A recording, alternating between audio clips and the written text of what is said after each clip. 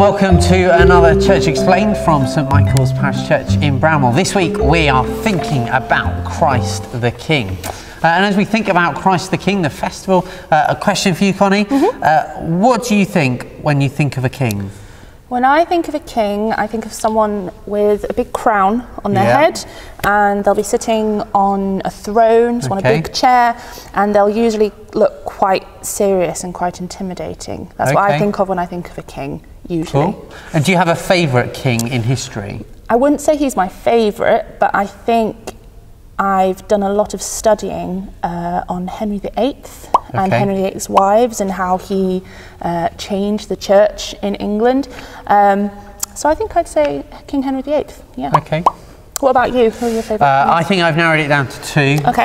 The first is William the Conqueror, who conquered England and built loads of castles. I love visiting castles, places like Windsor Castle and the Tower of London. Yeah. Did a brilliant job, very good at building castles. And the second one is King George VI, who's not that historic, but he had all sorts of challenges in his life. He struggled to speak and all that sort of stuff, and he overcame that to do his role as king. I just think that's really courageous and encouraging. You might want to stop the video right now and just have a quick discussion. Who is your favourite king in history, or what do you think of when you think of a king?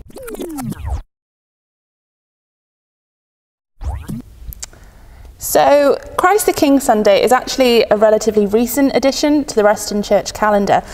It was started in 1925 by the leader of the Catholic Church, the Pope, and he was called Pope Pius XI. Lutheran, Anglican, Bavarian, Methodist, Reformed and United Protestant churches also celebrate this festival, so it's not just for the Catholic Church. And Methodist, Anglican and Presbyterian churches often observe this as part of the liturgical season of Kingdom Tide, so thinking about kingdom and God's kingdom and how it covers us all. And this runs between the Feast of Christ the King, which is what we're talking about, and the fourth Sunday before Advent. Great. So Christ the King marks the final week of the Church's year, leading up to Advent Sunday, when we'll mark the start of the new year. But there are lots of different parts of the year that mark New Year for different groups of people. There's the Lunar New Year, which is Chinese New Year, which happens in February.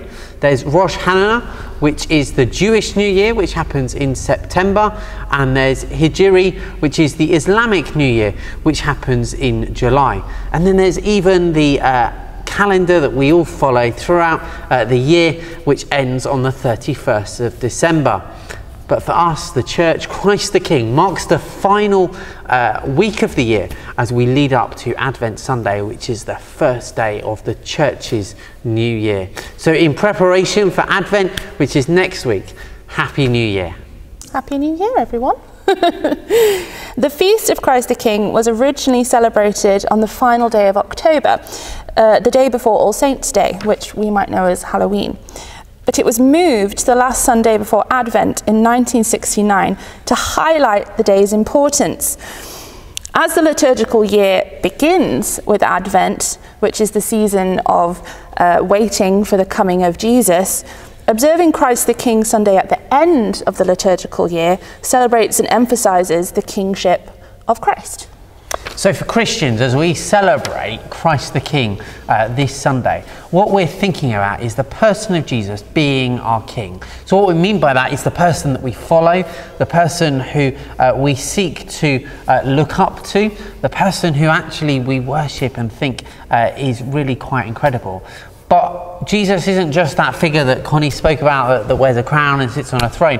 Jesus, when he was on earth, was someone who was a servant. He washed people's feet, he cared for people, he loved people in really difficult times. And I think what we see in Jesus is that image of a perfect king who loves his people, who cares for his people, and who wants the best for his people. And so those are all the sorts of things, service, glory, power and love, that we'll be celebrating on Christ the King.